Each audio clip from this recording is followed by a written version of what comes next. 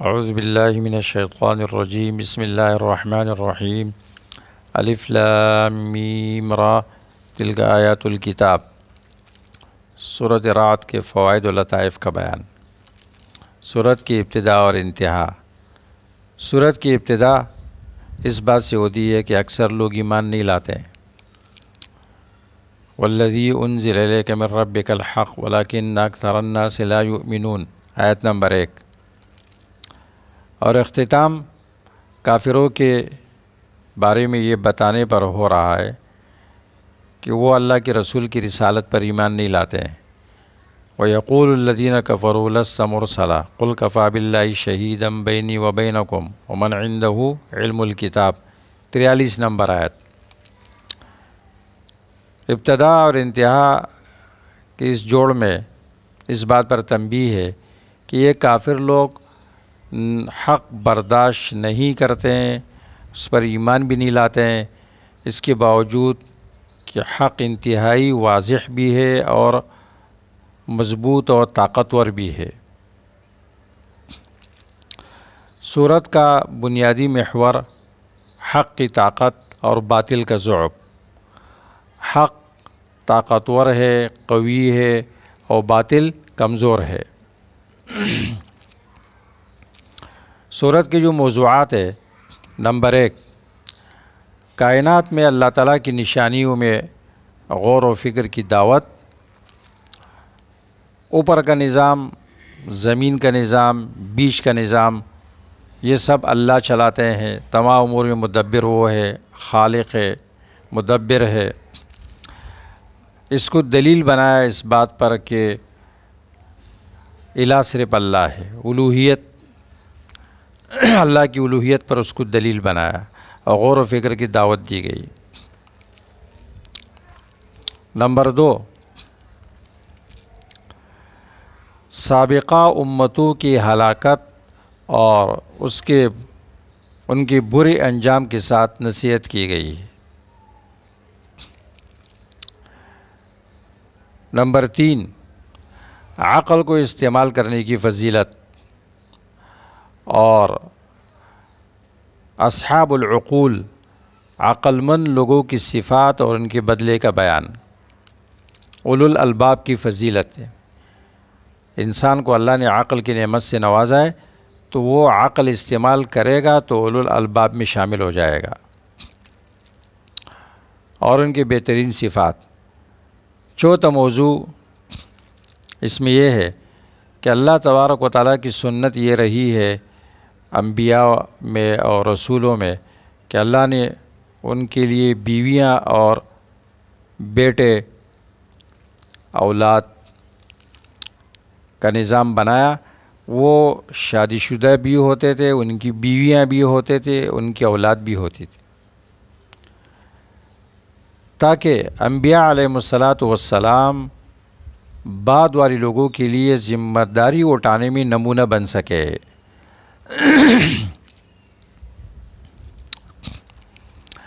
انبیاء علیہ السلام انسانوں میں سے آئے، ان نے شادیاں بھی کی، ان کی اولاد بھی تھی، تاکہ اپنی امتوں کے لیے وہ بال بچوں کی ذمہ داری اٹھانے میں نمونہ بن سکے، بہترین نمونہ بن سکے۔ پانچواں موضوع اس میں اللہ تعالیٰ نے مثال بیان کی کہ حق طاقتور ہے اور باطل کمزور ہے۔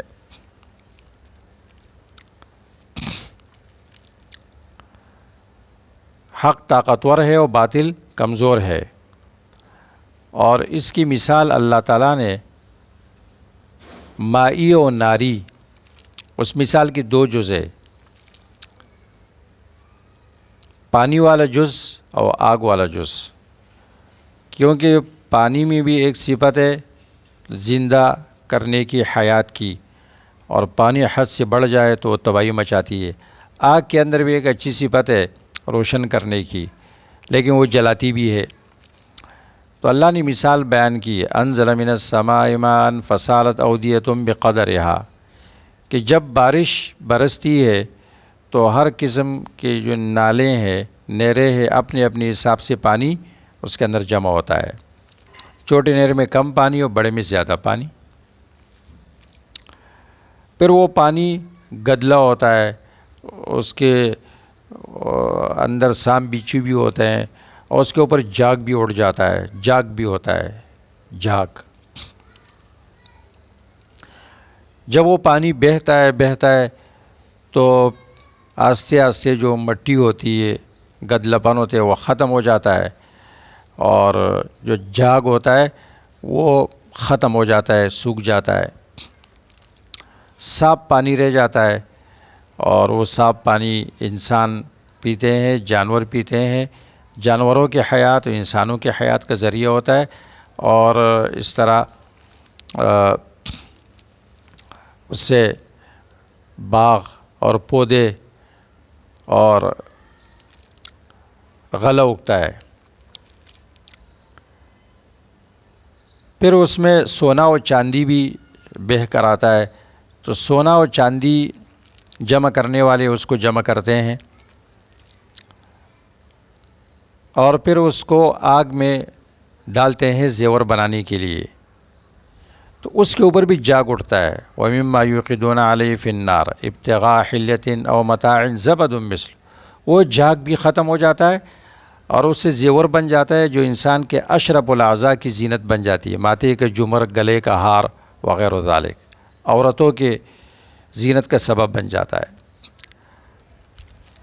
اسی طرح جب قرآن نازل ہوتا ہے تو مختلف دلوں میں جتنا ضرب ہے اتنا اس کے اندر علم آتا ہے، کسی میں کم کسی میں زیادہ۔ تو قرآن کریم کے علوم یہ عام تام ہے، صرف ضرب وسیع کرنے کی ضرورت ہے کہ صحابہ اکرام کی طرح ضرب وسیع کرو، قرآن کا علم آ جائے گا اور تمہارا دل بھر جائے گا سمندر کی طرح۔ لیکن اگر آپ نے اپنے ضرب کو تنگ کیا ہے، پہلے سے ایک مسلک و مشرق بنایا ہے، اور اس کے تناظر میں، اس کے چشمے میں آپ قرآن کو دیکھ رہے ہیں، اسی کو لے رہے ہیں صرف، اور باقی قرآن سے آپ اندھے ہو چکے ہیں، تو پھر زیادہ پانی نہیں آئے گا۔ اس طرح جب قرآن بیان ہوتا ہے دلوں میں شکوک و شبہات امڑ آتے ہیں، جیسے پانی سیلاب آتا ہے تو گدلا پانی اور جاگ کو بھی اٹھا لیتا ہے، قرآن بیان ہوتا ہے تو لوگ شور بھی مچاتے ہیں، تو باطل جاگ ہے، اس سے آپ مت ڈرے۔ جیسے پانی کا جاگ ختم ہو جاتا ہے، سونا چاندی کا جاگ ختم ہو جاتا ہے، وَأَمَّا مَا يَنْفَعُ النَّاسَ فَيَمْكُثُ فِي الْأَرْضِ، تو قرآن کا صحیح عقیدہ دل کے اندر پیوست ہو جاتا ہے، اور قرآن کریم کا صحیح عقیدہ وہ صاف پانی ہے، اور وہ زیور ہے جو اشرف الاعضاء کی زینت بنتی ہے، دل اشرف الاعضاء ہے، اور اس کے مقابلے میں جو باطل ہے وہ جاگے وہ ختم ہو جاتا ہے۔ فصالت اودیتم بقدرها، ہر وادی اپنے اپنے حساب سے بیتی ہے۔ تو قرآن کریم کے لیے وسیع ضرب کی ضرورت ہے۔ آج مسلمانوں کے دل قرآن کے لیے تنگ ہو چکے ہیں، وہ اپنے ایک مخصوص سوچ کے مطابق ایک مخصوص جماعت اور ایک مخصوص مکتبہ فکر اور ایک مخصوص مسلک جو پہلے سے اس نے بنایا ہوا ہوتا ہے، اس کے تناظر میں وہ قرآن کو دیکھتا ہے، تو اس لیے اس کی ضرب میں زیادہ کچھ نہیں آتا ہے۔ صحابہ اکرام کی طرح ضرب وسیع کرو، قرآن کا علم آئے گا۔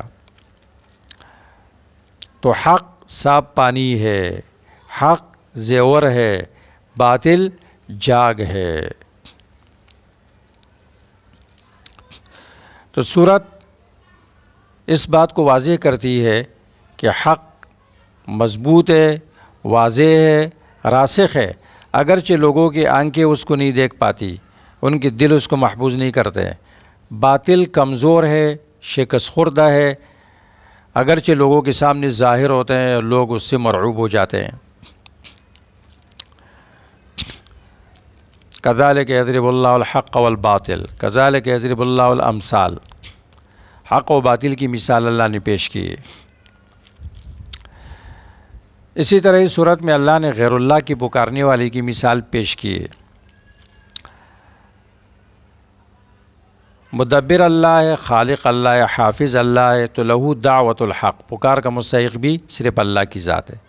پھر اللہ نے مثال پیش کی ہے، والذین یدعون من دونہ لا یستجیبون لہم بشیء، وہ لوگ جو غیر اللہ کو پکارتے ہیں وہ اس کو جواب نہیں دے سکتے ہیں۔ ان کی مثال کیسی ہے؟ کباسط کفیہ الی الماء لیبلغ فاہ وما هو ببالغہ وما دعاء الکافرین الا فی ضلال، جیسے ایک پیاس آدمی ہے، وہ پانی کی طرف اپنے ہاتھوں کو دراز کرتا ہے، پانی آ جا، پانی آ جا، کہ وہ تک جاتا ہے اور چیختا چلاتا ہے، پانی اس کے منہ میں نہیں آتا ہے۔ اسی طرح مشرک قبر کے پاس بیٹھتا ہے، قبر کی مثال کنویں کی طرح ہے، اور مشرک اس کے کنارے بیٹھ کر مانگتا ہے، چیختا ہے، چلاتا ہے، اپنے داستانیں سناتا ہے کہ مجھے دے دو، مجھے دے دو، بابا دے دو، لیکن تک ہار جاتا ہے اور کوئی آواز نہیں آتی۔ جیسے پانی اس پیاسے کے منہ میں نہیں آتا ہے، اس طرح اس کی مراد بھی پوری نہیں ہوتی، اور یہ پکارنے والا کافر ہے۔ قرآن نے فتویٰ بھی لگایا، وما دعاء الکافرین الا فی ضلال۔ اس طرح اس صورت میں ایک موضوع یہ بھی بیان ہوتا ہے کہ باطل کبھی مختلف شکلیں اختیار کر لیتا ہے۔ فجور ہے، جھوٹا تاجر ہے، دوسرے پر ظلم کرنے والا، زیادتی کرنے والا ظالم ہے، طاقتور ہے جو غیر کا حق لے رہا ہے، جھوٹا ہے، دھوکہ باز ہے، یہ سب شکلیں ہوتی ہے۔ تو اس صورت میں یہ پیغام ہے مسلمانوں کے لیے کہ ہم چیزوں کے ظاہر سے دھوکہ نہیں کھائیں گے، بلکہ ہم پر یہ واجب ہے کہ ہم اس کی حقیقت اور باطن کو دیکھیں، کیونکہ عربی میں ایک مشہور مقولہ ہے، فَإِنَّ الْحَقَّ أَبْلَجْ وَالْبَاطِلُ لَجْلَجْ، حق انتہائی واضح ہوتا ہے اور باطل وہ مضطرب ہوتا ہے، شک میں ڈالنے والا ہوتا ہے، پریشانی میں ڈالنے والا ہوتا ہے۔ سورت میں اس بات کا بیان ہے کہ تمام کائنات اللہ کی منقاد ہے، وَلِلَّهِ يَسْجُدُ مَن فِي السَّمَاوَاتِ وَالْأَرْضِ، لیکن گناہگار اور کافر اللہ کے سامنے سجدہ نہیں کرتے ہیں۔ ہر چیز طوعاً اور کرہاً اللہ کے سامنے تابعدار ہے، لیکن انسانوں اور جنات کو اللہ نے اختیار دیا ہے تو ان میں سے بعض سجدہ نہیں کرتے ہیں۔ آیت نمبر 15۔ آیت نمبر 28 میں یہ بات بیان ہوئی ہے کہ دل اللہ کے ذکر سے مطمئن ہوتے ہیں۔ اللہ بذکر اللہ تطمئن القلوب۔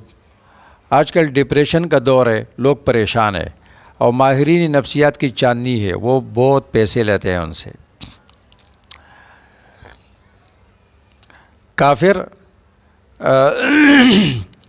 وہ اپنے بڑے لوگوں کی بات مانتے ہیں، کہتے ہیں موسیقی روح کی غذا ہے، یہ شیکسپیئر کا قول ہے، وہ کافر کا قول ہے۔ کافر ارواح کے لیے شاید ہو، فلمیں اور مظاہر، ڈرامے،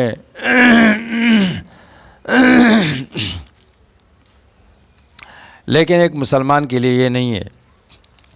ذکر اللہ سے مراد قرآن ہے، اور ذکر اللہ سے مراد دوسرے ذکر و اذکار ہے، اس سے دل مطمئن ہوتے ہیں۔ حتیٰ کہ اس زمانے میں بعض کافر بھی اس بات کا اقرار کرتے ہیں کہ قرآن سن کے ہمارے دل مطمئن ہو جاتے ہیں، اور ان کو ایک نفسیاتی طور پر راحت مل جاتی ہے۔ دلوں کے اطمینان کا ذریعہ اور ڈپریشن ختم کرنے کا ذریعہ قرآن کریم ہے، قرآن کریم کی درس کے مجالس ہے، اور اللہ کا ذکر ہے۔ 11 نمبر آیت سے یہ بات ثابت ہوتی ہے کہ اللہ تعالیٰ کی سنت ثابتہ یہ ہے کہ گناہ نعمتوں کو زائل کرتے ہیں۔ جو شخص یہ چاہتا ہے کہ اس کی نعمت اس کے پاس ہمیشہ رہے تو اللہ کی نافرمانی نہ کرے اور اللہ کی ناراضگی کا ارتکاب نہ کرے۔ آیت نمبر 37 سے یہ بات معلوم ہوتی ہے کہ ہمیں عربی زبان سیکھنے کی کوشش کرنی چاہیے، اس کا اہتمام کرنا چاہیے، کیونکہ یہ قرآن کریم کی زبان ہے اور فہم قرآن کی اساس ہے۔ سورت کی شروع میں اللہ فرماتے ہیں اللہ الذی رفع السماوات بغیر عمد ترونہا، اللہ وہ ذات ہے جس نے آسمانوں کو بلند کیا بغیر ستونوں کے تم دیکھتے ہو۔ اس کا کیا مطلب؟ ستون ہے یا نہیں ہے؟ دو قول ہے اس میں۔ پہلا قول ستون نہیں ہے، بغیر عمدن، یہ عمدن کا جو لفظ ہے نا، یہ عماد کی جمع ہے، اس کا معنی ستون ہے۔ بہت سارے ساتھی اور قاری حضرات اپنے بچوں کو ان کے پاس پڑھنے والے بچوں کو غلط دعا سکھاتے ہیں، اذنبتہ عمدن او خطأن۔ وہ عمدن نہیں ہے، وہ عمدن ہے، عمدن۔ عمد تو عماد کی جمع ہے، اس کا معنی سکون ہوتا ہے، ستون، بغیر عمد ترونہا۔ تو اس آیت کی دو معنی ہے۔ پہلا معنی ستون نہیں ہے، نمبر دو آسمان بلند ہے ستونوں کے ساتھ لیکن ہم نہیں دیکھ پا رہے ہیں، لیکن پہلی بات زیادہ صحیح ہے، کیونکہ اللہ فرماتے ہیں وَيُمْسِكُ السَّمَاءَ أَن تَقَعَ عَلَى الْأَرْضِ إِلَّا بِإِذْنِهِ۔